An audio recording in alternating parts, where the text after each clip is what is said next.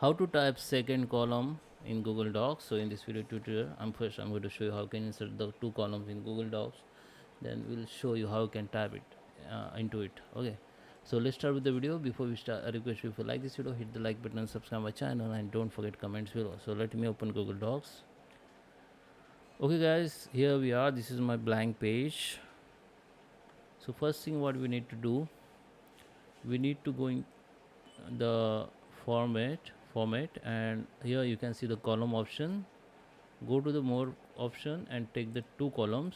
Okay, if you want three columns, you can take the three columns, and we need to click on this option, line between the column. Okay, and apply it. Okay, now we have two columns, this first and second. Now if you want to use visible the line, just go to the insert here, go to the page break, and go to the column break.